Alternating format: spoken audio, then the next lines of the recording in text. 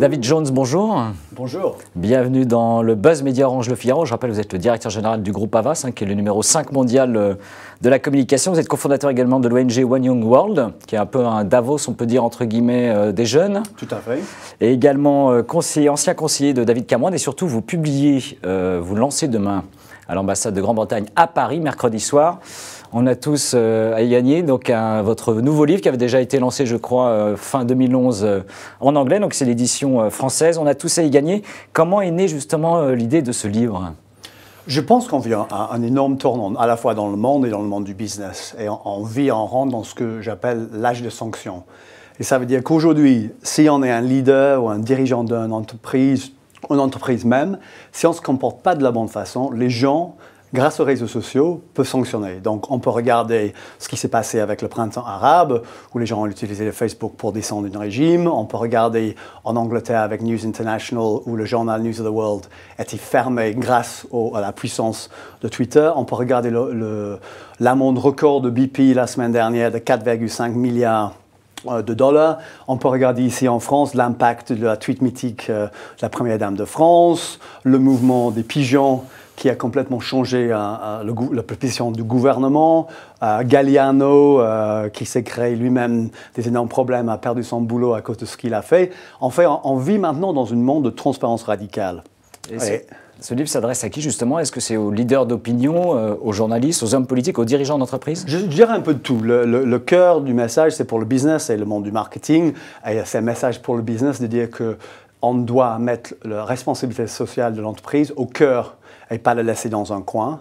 Que dans l'avenir, si on veut réussir, on doit faire du bien pour réussir. Et qu'au lieu d'être quelque chose où on réussit à faire des profits et à cause de ça, à la fin, on redonne de l'argent à une espèce de culpabilité. Si on veut réussir dans l'avenir, il faut mettre la responsabilité au cœur de tout ce qu'on fait dans l'entreprise. Alors justement, vous faites le lien dans ce livre entre les médias sociaux, d'une part, dont vous venez de parler, également la responsabilité sociale des entreprises. Quel lien y a-t-il concrètement entre ces deux sujets que vous traitez ? Je pense qu'en gros, aujourd'hui, les gens peuvent premièrement savoir tout sur une entreprise ou un business ou une marque. Donc, historiquement, notre métier, on crée des images pour les marques et souvent, c'était des images en décalage avec la réalité. Aujourd'hui, on ne peut plus avoir un décalage entre l'image et la réalité parce que les gens peuvent très vite savoir. Non seulement ça, mais ils peuvent créer des mouvements contre les marques. Donc, regardons la semaine dernière avec Oregon Sandy aux États-Unis. À la fois American Apparel et Gap ont essayé d'en profiter pour dire c'est le moment d'acheter plus chez nous si vous êtes coincé à l'intérieur. Ils sont fait complètement sanctionnés par des réseaux sociaux. Également, Bank of America et Verizon récemment ont augmenté les honoraires que les gens devaient payer.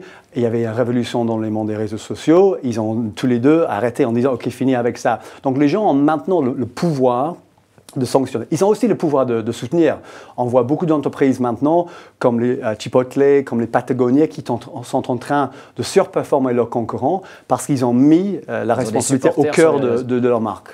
Et le comportement socialement responsable, est-ce qu'il permet d'une certaine manière ou pas aux entreprises d'être plus profitables ? Moi, je considère que, premièrement... C'est une thèse que vous défendez dans le livre. Oui, tout à fait.